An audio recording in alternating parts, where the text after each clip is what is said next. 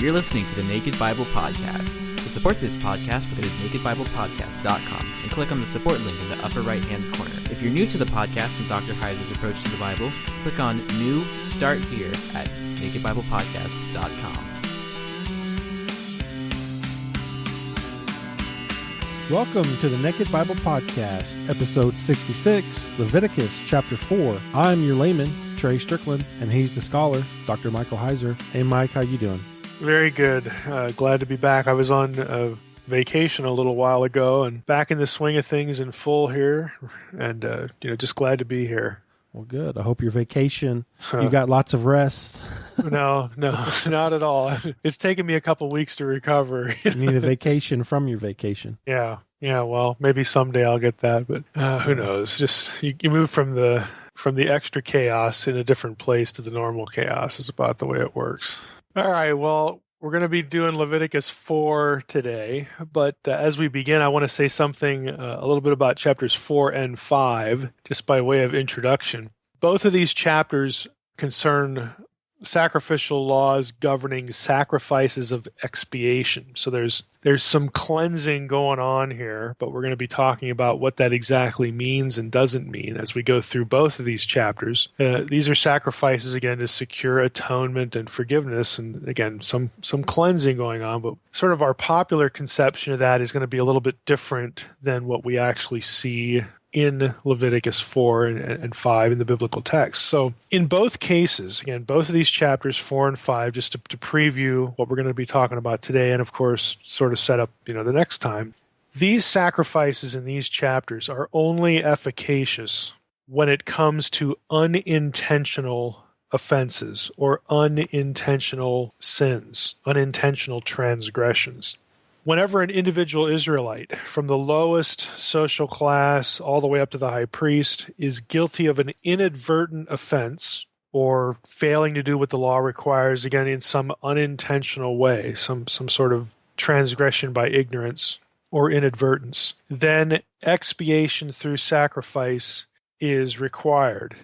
They do not apply to defiant acts or premeditated sins or premeditated offenses or crimes. The laws of the Torah contain no sacrificial expiation for intentional or premeditated sins. There's no vicarious remedy or some ritual that will absolve a person who intentionally defied God or, again, committed some crime. Now, as we'll see, both sacrifice and repayment were commanded and, again, were effectual with respect to only unintentional wrongs and violations, and that's whether they're committed against God or other people. But the things that are premeditated, that just isn't the case. And that's kind of contrary to the way we think about sacrifice, because when we think about Old Testament sacrifices, we tend to filter that material through the New Testament theology of atonement and forgiveness, and that covers everything. That is not the case with the Old Testament. Now, there's an illustration of this that we probably already know from the Old Testament, and that is in Numbers 35, 9 through 34. I'm not going to read that, but that's the avenger of blood situation. There were certain cities of refuge set up when Israel moved into the land, and that was specifically for the protection of a person who unintentionally took a human life. And again, they could go to these cities, they could flee there. They were safe from punishment, death penalty. They were safe there as long as they stayed in those cities during the term of the high priest at the time. If they rejected that provision and ventured outside the city of refuge to which they had fled, then they were fair game. But Numbers 35 sort of illustrates this idea, even with something as serious as taking a human life, if it was unintentional, there was some sort of provision made for you, as opposed to if this was deliberate, there is no provision. There's no way to sort of deal with this and get around it other than the death penalty. Well, that's sort of a familiar case, and it's the same principle, the same idea is true with the less familiar, that if you sinned, I know the King James translates with a high hand, again, shaking your fist at God, that kind of thing. If you sinned defiantly or premeditatively, that is not what the sacrificial system was for. It was for the people who did unintentional things.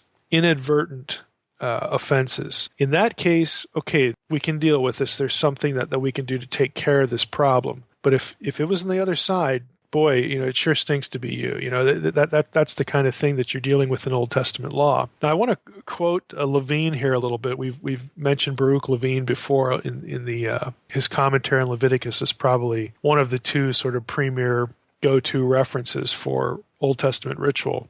And he says this: in the case of premeditated sins, Old Testament law dealt directly with the offender, imposing real punishments to prevent recurrences, i.e. the death penalty. It's not going to recur if you take care of it that way. Or recurring restitution, where loss or injury to another person had occurred. Ritual expiation was restricted to situations where a reasonable doubt existed as to the intentionality of the sin or the offense. The mistaken notion that ritual worship could atone for criminality or intentional religious desecration was persistently attacked by the prophets of Israel, who considered it a major threat to the entire covenantal relationship between Israel and God. Okay, unquote. Now, Levine gives examples like Isaiah 1, where God says, I essentially, purify your hearts, do what's right instead of just bringing a sacrifice. Well, this kind of language again points to the problem of people committing deliberately sins and crimes and then bringing sacrifice like, oh, this will take care of it. Where the prophets are saying, no, that really doesn't take care of it. What God wants is a new heart, a different heart.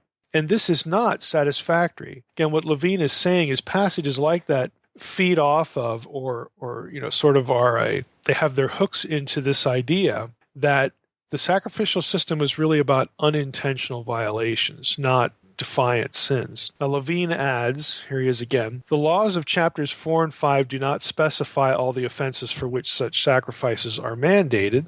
We may assume, as did the rabbis, that there is a correspondence between those offenses requiring expiatory offerings and those punishable by the penalty known as karet, which in translation is cutting off of the offender from the community. The expiatory sacrifices were required for inadvertent transgressions. If someone committed a transgression defiantly, that would bring upon the offender the penalty of karet. Again, that's a Hebrew term for to cut off. You say, well, what does cut off mean? Levine says, at some early stage, karet probably involved actual banishment from the community. Karet was often combined with more stringent punishments, even death, like the death penalty. It is sometimes perceived as punishment meted out directly by God, in contrast to that imposed by the community and its leaders for offenses committed against God. Karet was inflicted for a variety of religious sins such as desecration of the Sabbath, eating leaven on Passover, or committing adultery, unquote. So what Levine's getting at here is, again, the sacrificial system was there so that a person wouldn't be cut off from the community, either by death penalty or by banishment. But for those who sin defiantly, that was what happened to you. There is no sacrifice for that. We don't just, kill an animal and it's all taken care of and forgotten. Again, some transgressions, you're going to, there's going to be different things that happen as we go through Leviticus. We'll describe them, but just as a general principle, sacrifice was for unintentional or inadvertent, offenses. The stuff that was deliberate, you were cut off, either death penalty or you're banished. Again, sacrifice doesn't cut it there, pun intended. Now, as far as Leviticus 4 and 5, these cover two sacrifices. Chapter 4, which we're going to talk about today, is the katat, which is usually rendered sin offering. I'm going to offer a different translation for that and explain why. And then chapter 5 is the asham, which is usually translated guilt offering. Now, we're going to obviously focus on katat, the sin offering, in this chapter because that's the whole of Leviticus 4. We need to realize, as we jump into this, I'm going to read the first 20 or so verses, that there's actually two different katat sacrifices in chapter 4 that actually spill into chapter 5. They're both called the sin offering. One is chapter 4, around verses 3 to 21. We're basically going to read this one in full. And that was the sin offering for when the chief priest or the collective community of Israel happened to commit an inadvertent offense. So there's a procedure for that. The second one that picks up around verse 22 in chapter 4 and spills into chapter 5 was the sin offering procedure for an individual Israelite,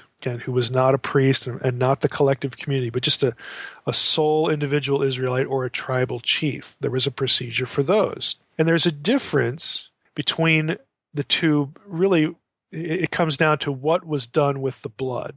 That sort of illustrates a principle that we're going to get into in a few moments. So let's jump into Leviticus 4. And I'm going to read, again, probably the first 20 or so verses here and mix in a few comments, and this will set up what we're going to do the rest of the episode. So Leviticus 4 says, "The Lord spoke to Moses, saying, 'Speak to the people of Israel, saying, if anyone sins unintentionally in any of the Lord's commandments about things not to be done, and does any one of them, if it is the anointed priest who sins,'" this is verse 3, "thus bringing guilt on the people, then he," the anointed priest, "shall offer for the sin that he has committed a bull from the herd without blemish to the Lord for a sin offering. He shall bring the bull to the entrance of the tent of meeting before the Lord, and lay his hand on the head of the bull, and kill the bull before the Lord. And the anointed priest shall take some of the blood of the bull, and bring it into the tent of meeting, and the priest shall dip his finger in the blood and sprinkle part of the blood 7 times before the Lord in front of the veil of the sanctuary. And the priest shall put some of the blood on the horns of the altar of fragrant incense before the Lord that is in the tent of meeting, and all the rest of the blood of the bull he shall pour out at the base of the altar of burnt offering that is at the entrance of the tent of meeting." Verse 8, "And all the fat of the bull of the sin offering he shall remove from it, the fat that covers the entrails, and the fat that's on the entrails, and the 2 kidneys, with the fat that is on them at the loins, and the long lobe of the liver he shall remove with the kidneys." Verse 10, "Just as are taken from the ox of the sacrifice of the peace offerings." So it's the same procedure. "And the priest shall burn them on the altar of burnt offering. But the skin of the bull, and all its flesh, with its head, its legs, its entrails, and its dung, and all the rest of the bull, he shall carry outside the camp to a clean place, to the ash heap, and shall burn it up on a fire of wood. On the ash heap it shall be burned up." Now, we stopped here at verse 12, and I want to summarize a little bit of what we've done to this point, or at least what we've read. You'll notice that only the blood and the fatty portions on the internal organs are used in this ritual. Now, the fatty portions, the fat on the organs, are the same as what we saw in earlier episodes associated with the peace offering, but the rest is just discarded. It's taken outside the camp, burned on the ash heap, as we read there in the last verse we read, verse 12. You'll also notice there's no community meal. I mean, nobody consumes, eats, part of the offering here. The part that is used, again, the blood and the fatty portions are put on the altar and they're given over to the Lord. And then the blood is applied only to the sanctuary, or, points of the sanctuary, parts of it, and the sancta. That is the sacred objects. Scholars refer to this as blood manipulation, by the way. You might hear me use that term, but essentially where the blood is applied. And in this case, it's only the sanctuary and different sacred objects. There's no meal here. So what this tells us sort of right off the bat is that the real concern of the sin offering is to maintain the purity of the sanctuary, or to cleanse it, to purge it from impurity, to protect it from infection. Would probably be a good idea, a good way to think of it. So the sacrifice is about the purity of the sanctuary against any sort of defilement or infection. Now, what you're going to notice is that this particular part of Leviticus 4, again, the first 12 verses here, relating to what happens when a priest inadvertently commits an offense, or the entire congregation, which the priest sort of represents. In this case, the blood is going to be put on certain things that it is not applied to later in the chapter when the second sin offering procedure is described, the one that's for the ordinary Israelite or for a tribal leader. There's going to be a bit of a difference, and we'll talk about that when we come to it, as to why there is this difference. So let's jump back into verse 13. "If the whole congregation of Israel sins unintentionally, and the thing is hidden from the eyes of the assembly, and they do any one of the things that by the Lord's commandments ought not to be done, and they realize their guilt. When the sin which they have committed becomes known, the assembly shall offer a bull from the herd for a sin offering and bring it to the front of the tent of meeting. So far, it sounds pretty much the same. The elders of the congregation shall lay their hands on the head of the bull before the Lord. That's verse 15. And the bull shall be killed before the Lord. Then the anointed priest shall bring some of the blood of the bull into the tent of meeting, and the priest shall dip his finger in the blood and sprinkle it 7 times before the Lord in front of the veil. And he shall put some of the blood on the horns of the altar that is in the tent of meeting before the Lord, and the rest of the blood he shall pour out at the base of the altar of burnt offering that is at the entrance of the tent of meeting. And all its fat he shall take from it and burn on the altar. Thus shall he do with the bull, as he did with the bull of the sin offering, so shall he do with this. And the priest shall make atonement for them, and they shall be forgiven. And he shall carry the bull outside the camp and burn it up as he burned the first bull. It is the sin offering for the assembly. So here you have, by the time you get to verse 20, you've got 2 procedures really that are part of kind of, one concern. We've got the first part was a priest. Second part is the congregation of Israel sinning unintentionally in verse 13. So when the congregation sins, as a whole, and again, there are various circumstances where something like that can happen, then the procedure is basically, again, the same for the priest, because the priest represented the whole congregation. When a particular Israelite isn't known as the one who did something wrong, then the priest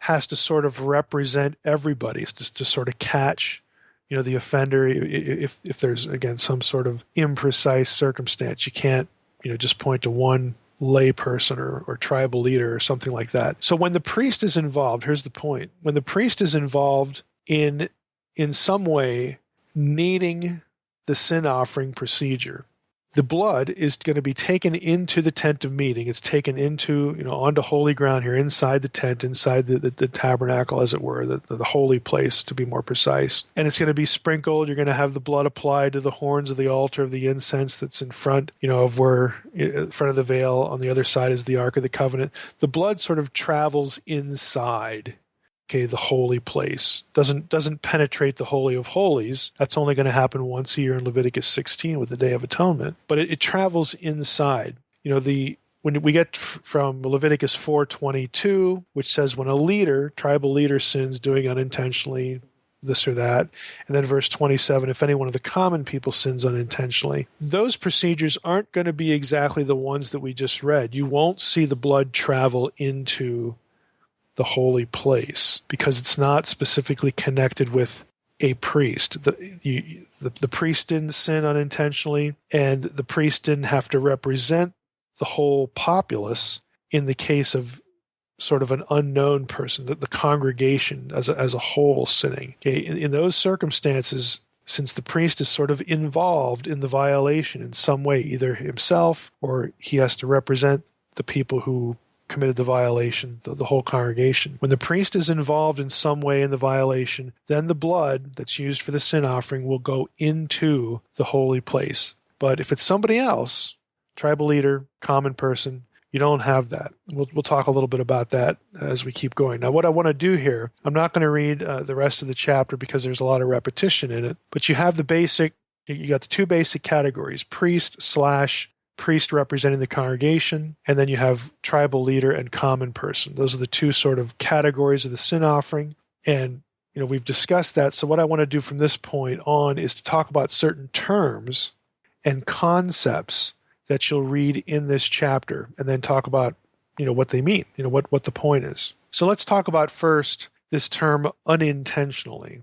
Now, the term here comes from the Hebrew verb shagag, which means to err or to wander, something like that. And it speaks of inadvertence. Again, maybe a better way to say it would be, this term is used in contrast to other terms and other descriptions that make it clear that a deliberate violation is in view. When you want it to be clear that no, we're not talking about a deliberate violation. We want to contrast what's happening with a defiant offense. This is the verb that Leviticus uses, shagag, to err, to make a mistake. a sort of an honest mistake. So again, it speaks of inadvertence. In other words, the offender might be unaware of a particular law or some nuance of the law. They might be unaware that something they did was actually a violation of a law they did know. They just weren't sure that it was a violation or not. And then the priest says, yep, that's a violation. And you say, well, I didn't know that. Okay, well, now we need to bring a sin offering because inadvertence, unintentionality is acceptable. So Levine put it this way: inadvertence with respect to the nature of the act itself would occur, by way of example, if a person, let's say, ate forbidden fat, chalev, thinking it was ordinary fat, shuman, again from an offering, because there were only certain fatty portions due for the Lord. And you say, oh, I ate something that was for the Lord. I didn't realize, I couldn't visually tell what was sacred fat and what was common fat. And the priest, okay, we get that. We understand that. We know you didn't do it on purpose. You're not stealing from God defiantly or on purpose. You're okay. We can take care of that with a sin offering, no problem. So I hope you're catching that the prevailing assumption of the whole system, a system that allows atonement, allows the taking care of, the cleansing of inadvertent or unintentional violation, the prevailing assumption is that an Israelite, a good Israelite, would seek to obey God's laws. They wouldn't be seeking to disobey. They wouldn't be rebels. Again, they wouldn't be, defiant. Everybody would be trying to keep in line, to obey the law. And when you slipped up, it's okay. What's not okay is when you're defiant and you premeditatively do something that is contrary to God's law. Unwitting offenses could be taken care of. The other one's different story. So that's unintentionally, again, from shagag to err, to make a mistake. Now let's talk about sin offering. Now this one is a little more complicated. And as I telegraphed early in the episode, I'm going to suggest a different translation for katat, which is the Hebrew term typically rendered sin offering, because I think it's confusing. Again, because when the average Christian reads this, sin offering, and they read terms like atonement and shall be forgiven, they're filtering that content through the New Testament work of Jesus. Okay, folks, the New Testament work of Jesus is better than this. This is better than the Old Testament system. The Old Testament system didn't have sacrifices for defiant, deliberate sin. New Testament, the work of Jesus covers everything. But again, to understand, like the book of Hebrews, why Jesus is better. Okay, and that's a big theme of Hebrews. Jesus is better than this aspect of the Old Testament, that aspect. He's a better priest. He's a better, sacrifice. He's a better this. He's a better that. To understand the part of the book of Hebrews that talks about the sacrifices, how Jesus' sacrifice is better, you have to understand the Old Testament system, and you'll see that it's better. Again, we often don't get that. We think, oh, it's better because it's not icky. There's no blood. We don't have to kill an animal. Well, okay, that's true, but there's a lot more to it than that. So let's go back here and talk about the term katat in Hebrew. Now, just all by itself, you take it out of context, you're just looking it up in a lexicon. Katat can either mean sin offering, that's usually the way it's translated anyway, or sin. So you got the same word for sin and the same word for the offering that's supposed to take care of the sin. That's a little confusing. And it's one of the reasons why sin offering probably isn't the best way to handle this. Second, in view of what's done with the blood in this chapter, again, the point of the ritual being to maintain the purity of the sanctuary, to protect it from infection by people who have become infected by sinning unintentionally. They become unfit to occupy sacred space. In view of that, what's actually done with the blood, some have opted for purification offering. Now, I actually like that, and I'm not alone here, but I think there's actually, rather than just saying, hey, I like the sound of that better, there's actually an exegetical reason why that is the best way to translate this. And to understand this, you have to know a little bit of Hebrew. We'll get to that point, but I want to throw in a third complication here that I think will help justify the idea of translating katat as purification offering or something like that. Here's the other complicating factor. Factor number 3 here is that sometimes in Leviticus and other passages, the quote-unquote sin offering, the katat, is required for people who have committed no moral offense at all. In fact, it's required for simple ritual impurity. For instance, in Leviticus 5, the quote-unquote sin offering is used for those who have been defiled by touching a corpse. Okay, well, that happens. You didn't commit a moral offense. You didn't sin against God, that kind of thing. But you came into contact, again, unintentionally. It's not like you're going out, where's a dead body so I can poke it, so I can, poke God in the eye and sin defiantly. No, it just in the course of daily life, let's say, your grandpa's living with you there in the tent and he dies and you catch him, you try to revive him. Well, you touched a dead body. Now you're unclean. Well, you need a sin offering. You say, well, I didn't sin. Well, that's the point. The sin offering isn't about, again, like deliberate moral offenses. It's about unintentional defilement, and in this case, something that's just sort of happening in the natural course of life. Leviticus 12 prescribes the quote-unquote sin offering for a woman after she gives birth. What could be more natural than that? But there's no moral offense here. By the way, this is what Luke 2:22 through 24 is referring to. When Mary, again, has to bring an offering after giving birth. I realize a lot of evangelicals use this to say, hey, you Catholics, Mary had a sin nature. Look at this. She brings a sin offering. Again, that's to misunderstand both the Mary situation and also what the sin offering was. It had nothing to do with, I've offended God. I'm guilty before God in some moral sense. It's like I had a baby.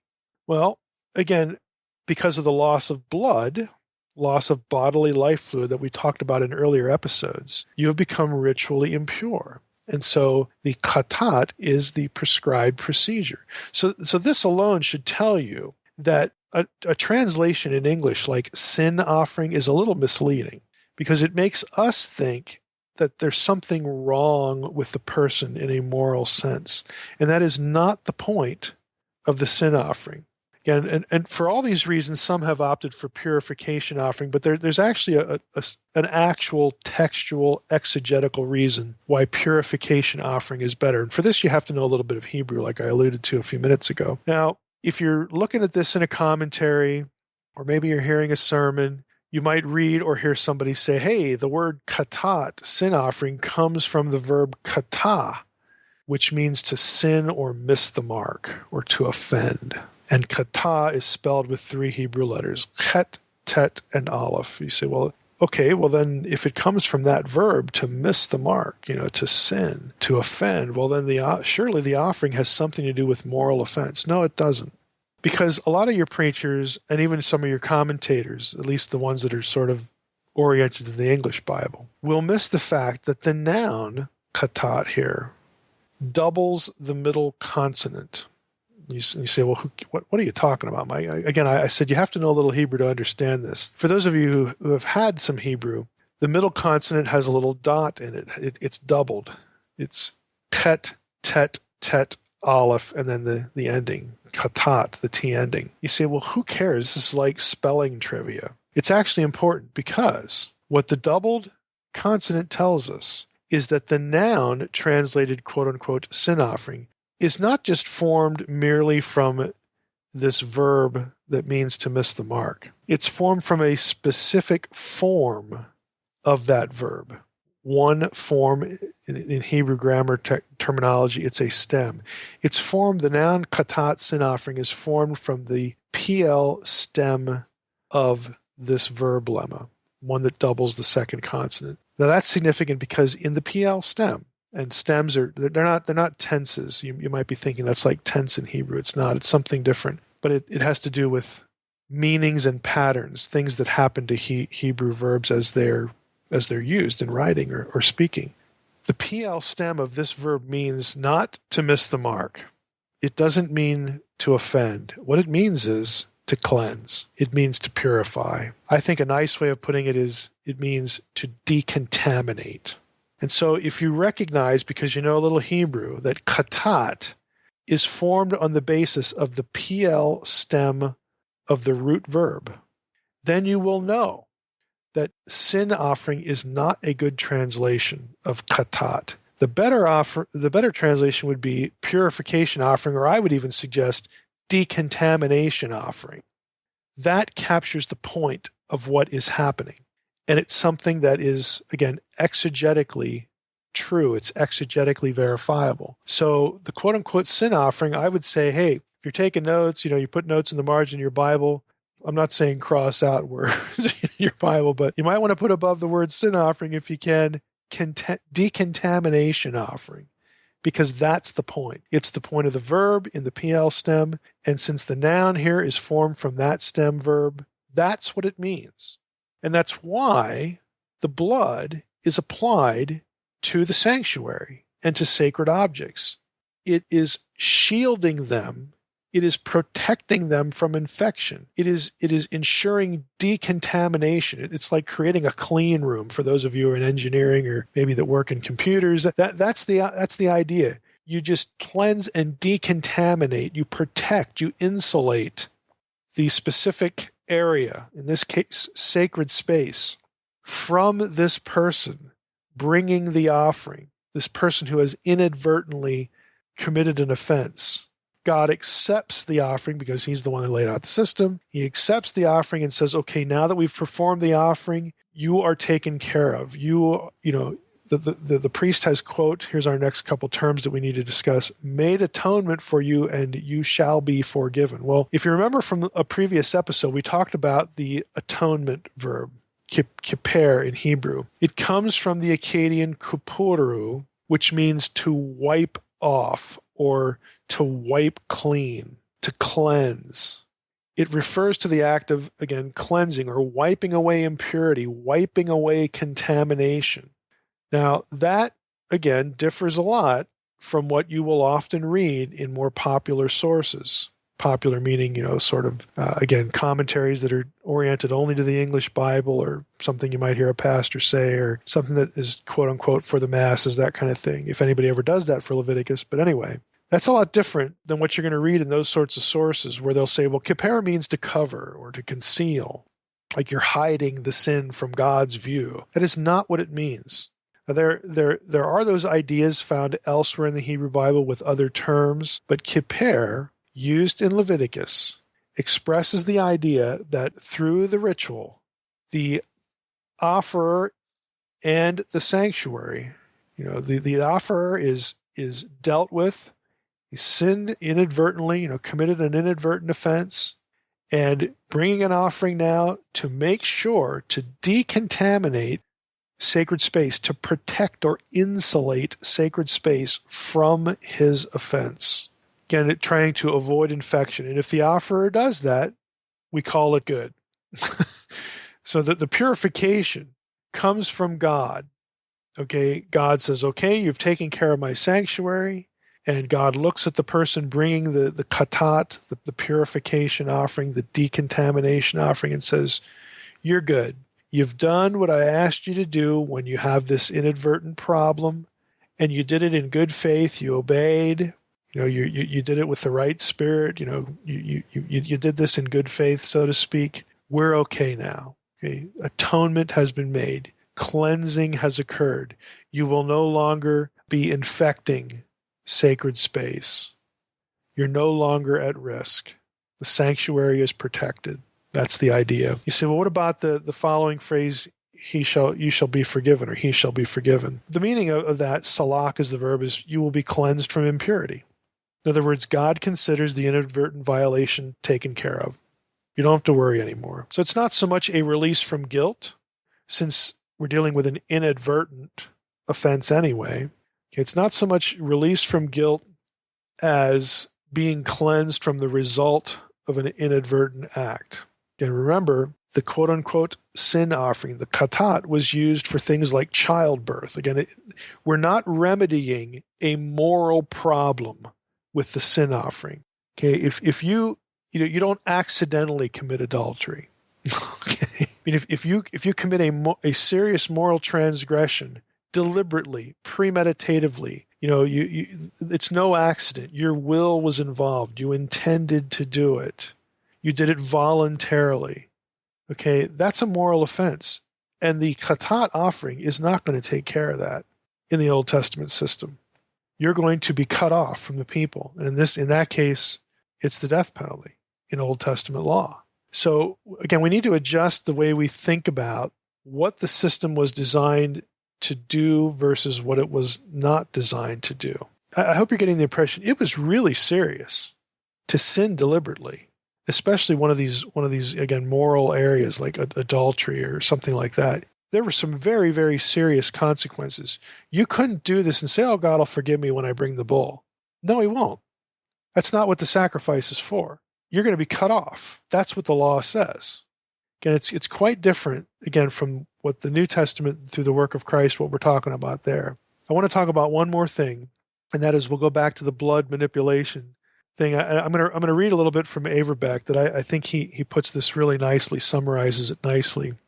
The place where the blood was applied or sprinkled or poured out, whatever, for the sin offering for the priest and the whole congregation is different from that of the tribal leader and the commoner. Okay, I mentioned this a few minutes ago, but here's what Averbeck says. He says, for the priest or the whole congregation, the priest sprinkled the blood with his finger 7 times in front of the veil of the sanctuary. In other words, the veil that separated the holy place inside the tent of meeting from the most holy place, the Holy of Holies, where the Ark of the Covenant was located.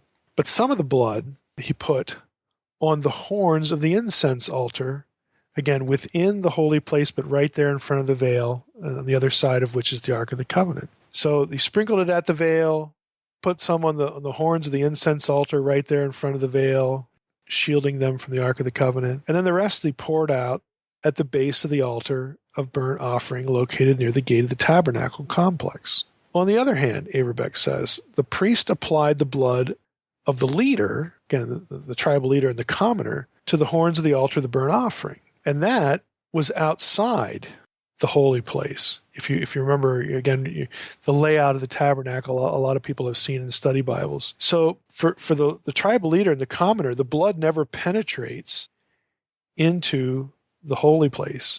The point is, Averbeck says, that the blood penetrated into the tabernacle complex as far as the contamination would have or did. The priest could enter the holy place, and the priest represented the congregation. So the blood of the sin offering for the priest or the whole congregation was administered inside the holy place, because that's where priests could go. Since the non-Levitical, the non-priestly, non-Levitical, and I realize there's a difference there, but we'll just go with the broader category, non-Levitical leader, the tribal leader of Israel, or the common person, could only go into the tabernacle court, outside the holy place, the courtyard area, and not beyond the altar of burnt offering. The atoning blood ritual of their sin offering, their katat, was performed at that altar, at the altar of burnt offering. In both cases, the blood went as far as the particular person or the collective group of persons being represented by the priest could proceed into the tabernacle complex, and therefore the blood purified or cleansed the tabernacle up to that point. That was the main purpose of the sin offering, to purify, or one might say, decontaminate the tabernacle itself. Now, one more observation from Averbeck before we finish up. He also says, in some instances, the result of bringing a sin offering was that the worshiper could, quote, be forgiven for their sin by dealing with the contamination of the tabernacle that it had caused. Again, once the tabernacle was protected, you were okay. Again, it's quite contrary to what we're thinking. Again, because we tend to filter our reading of Leviticus, by virtue of the New Testament. They're just dramatically different. I mean, by way of application, just think about, again, a Jew who heard the message of the gospel, who heard about what Jesus did on the cross. A Jew hears that what Jesus did covers every possible sin, intentional or unintentional. Everything is, quote unquote, under the blood. You can be cleansed and purified, made fit for sacred space, no matter what. Because even if you sin defiantly in your past, now you're repentant, you have sorrow for your sin, you want to embrace the Messiah, you can be made new. You can be a new creature, a new creation. Concepts like that were totally foreign to that Jew who knew and understood the Levitical system, the Old Testament law. It was something so far beyond what they had in the Old Testament that it probably would have had a shocking effect. And I'm sure for someone who really cared, again, came to that place of repentance where they don't want to defy God and they do want forgiveness. whether the death penalty was carried out, in Second Temple times or New Testament times, we don't know. I mean, we have episodes in the Gospels like the woman taken in adultery, and the whole stoning thing, and so we know that they were aware of it. They may have carried it out. Stephen was stoned because they thought they were stoning him for blasphemy. I mean, these things did happen. We have scant record of them, but there's indications that they did. Well, if you're again a Jew living in Judea, and you've in your past, committed these kinds of deliberate sins without, short of what these crazy Christians are saying now about the Messiah. And you know that there's something to it because you heard about Jesus, or you might have seen, a miracle he performed or whatever. And you can see the apostles perform these miracles to validate the message. This is something that you want to hear, and that is just revelatory. You mean to tell me that I can actually be forgiven? God looks at me as though I'm pure now.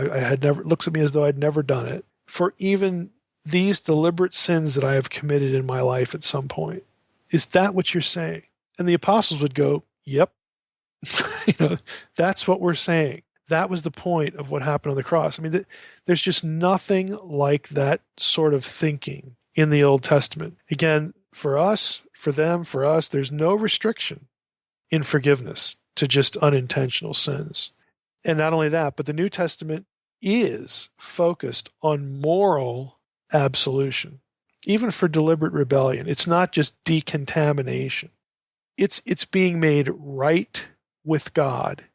It's being put in Christ so that when God looks at you, he sees the perfection of Jesus, the Messiah. I mean, again, these concepts are so far beyond what you would have had in the Old Testament. So, when the writer of the book of Hebrews is like, you people who are lapsing back into unbelief or whatever, you're insane.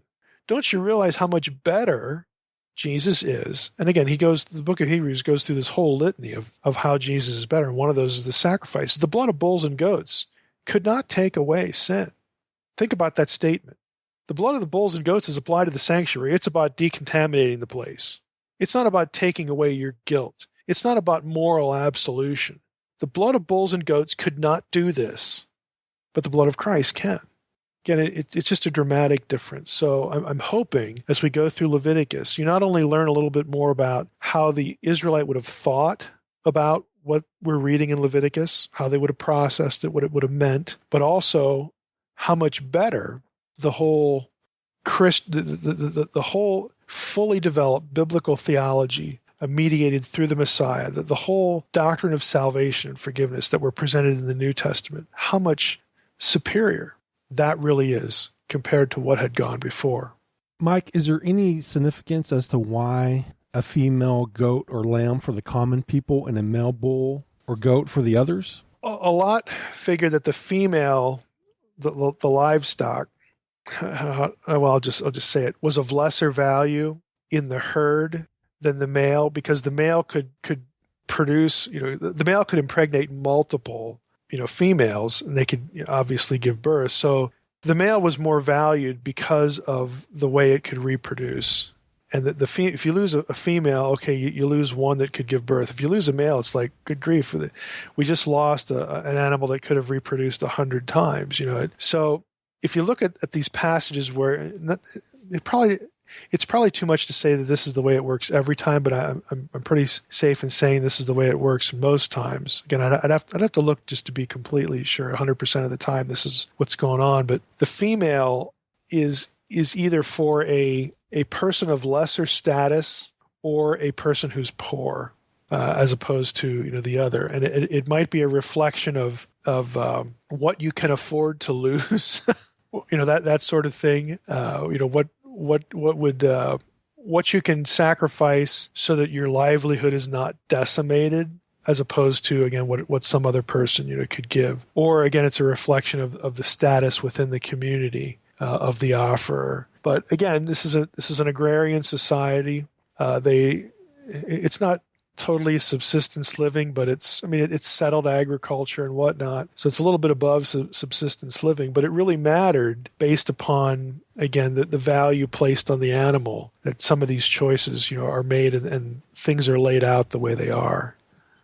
That whole concept of decontamination offering, I think it really drives it home. Yeah, it's a good word. It is. It's a completely different comprehension of it. It's kind of interesting because you're beginning to see in the Old Testament that the ritual was really about the sanctity of God, and his living space. Where in the New Testament, the emphasis of forgiveness and the blood of Christ is really about the sinner. It's just quite a different way of looking at things. Mm-hmm. Yeah, that's good. It's good. We're already in chapter 4, and it's already getting good. Well, even Leviticus has something interesting in it. If we can do a podcast and get through Leviticus and people learn something and they find it interesting, we can do anything. Yeah, well, I think when you told people not to cross out the word sin offering and put in decontamination, I think you should do that. Okay, well, there you go. Well, all right. Well, that's good. We don't want our questioner saying, "Why are you violating Revelation 22?" or whatever. That isn't the point. Well, all right, Mike. Did you have any speaking engagements that are coming up that you wanted to mention?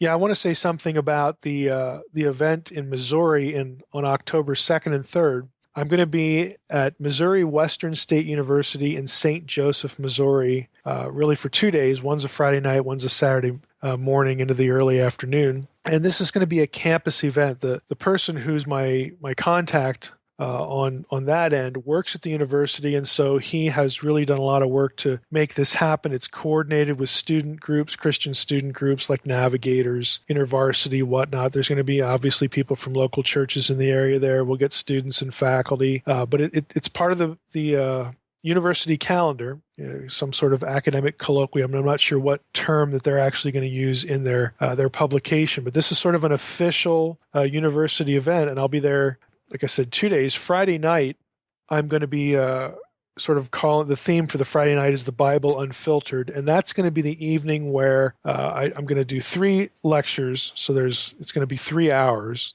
Supernatural worldview of the Old Testament, so essentially divine counsel worldview of the Old Testament in 1 hour. The Godhead of the Old Testament, so the 2 powers thing will be another hour. And then the supernatural worldview of the New Testament. So again, a divine counsel worldview of the New Testament. So that's Friday night, October 2nd. The next day, Saturday, my theme for that is how to take the Bible out of context. And what I mean by that is I'm going to go through examples where Christians have sort of intended to interpret the content of the Bible to suit modern causes or controversies.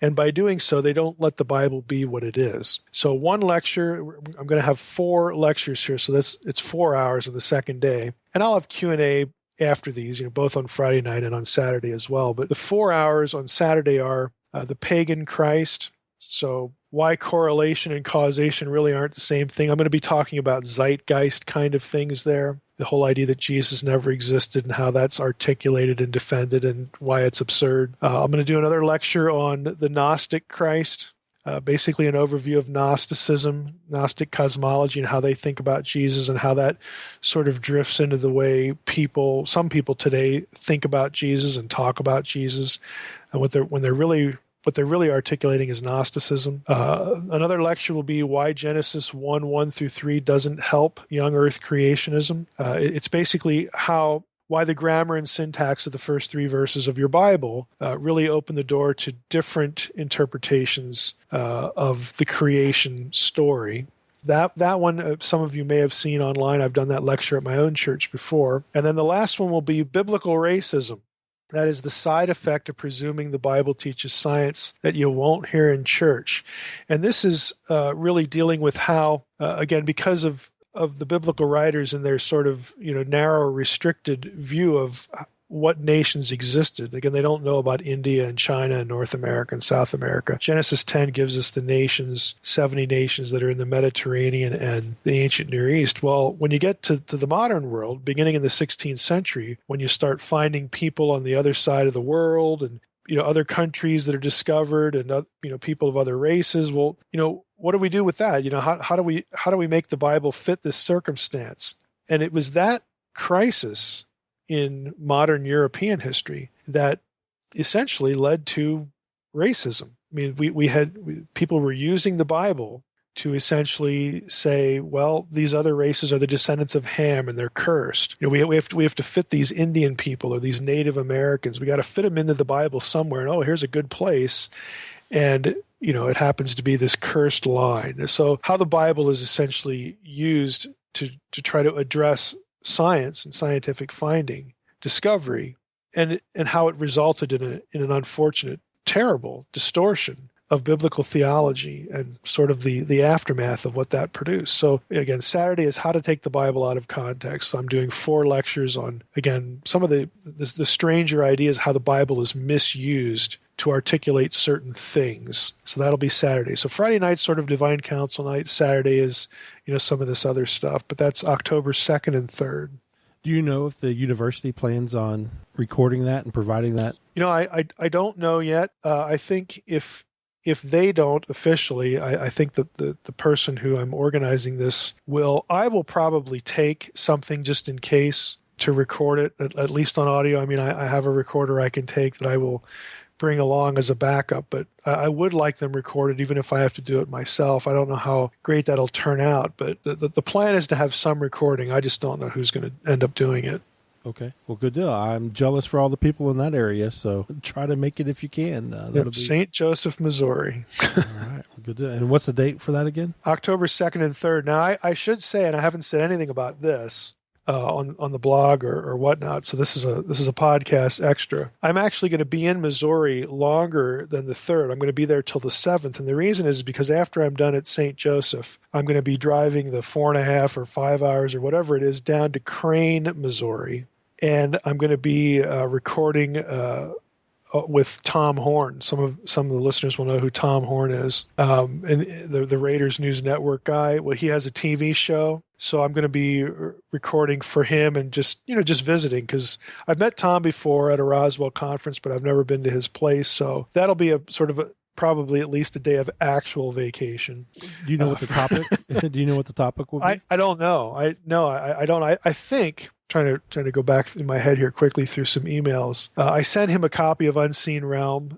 He wanted that. So my guess is that we will be talking about the book specifically. I don't know how long the segment will be. If it'll be more than 1 or 2 segments, I don't know. But Derek Gilbert's down there too. So I haven't ever met Derek face to face, but Derek works with Tom, on his show. So I'll be down there taping something. It probably, again, divine counsel stuff for the book, but how much of it, how many segments, I don't know yet. Did you ever hear back from the George Norrie show that you did in the spring? Well, I heard that was going to be released in September, like mid-September.